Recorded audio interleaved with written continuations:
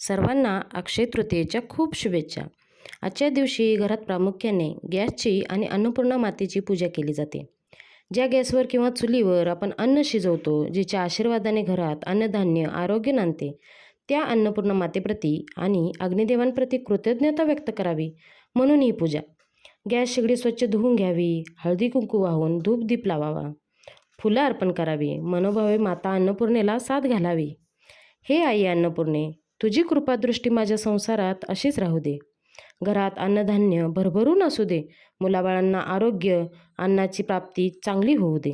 माझ्या हातून अन्नधान्य होत राहू दे. अन्नाची धान्याची घरात कधी कमी नसू दे.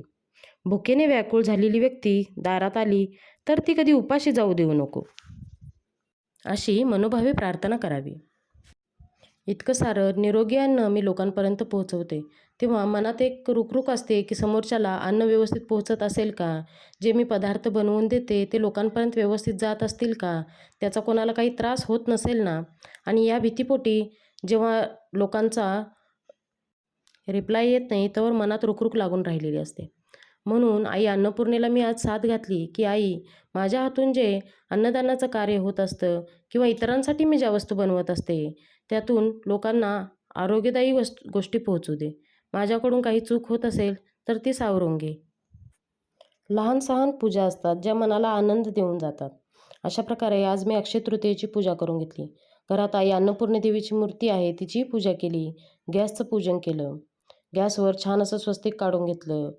धूप दीप नैवेद्य दाखवला, हळदी कुंकू आलं. त्याचबरोबर छानशी रांगोळी काढून घेतली. मन फार प्रसन्न वाटत होतं की आज मी अन्नपूर्णा मातेची पूजा करत आहे. ज्या गॅसवर मी अन्न शिजवते, जे काही माझ्या घरातून लोकांपर्यंत पोहोचतं ते निरोगी आणि स्वच्छच पोहोचावं अशी माझी अपेक्षा असते.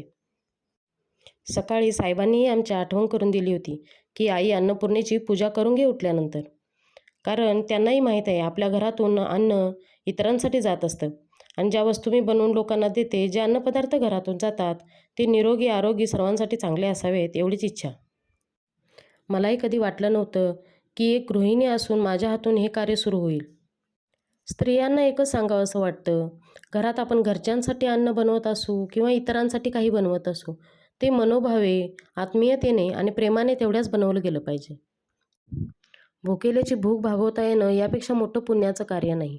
आपण रोजच्या रोज घरातील इतर लोकांना किंवा बाहेरच्या लोकांना अन्नदान करत असतो किंवा घरातल्यांसाठी छान असा अन्नपदार्थ बनवत असतो. त्यामुळं ते बनवताना शुद्ध असावं, स्वच्छ असावं आणि त्यामुळेच आई अन्नपूर्णेला साथ घालायची की तुझा आशीर्वाद माझ्यावर सतत राहू दे. भोळी भाबडी मनात श्रद्धा ठेवून सर्व काही कार्य करत गेलं की ते नीट आणि व्यवस्थित मार्गी लागतं. याच्यात विषय अंधश्रद्धेचा नसतो, तो फक्त एका भोळ्या भक्तिभावाचा असतो.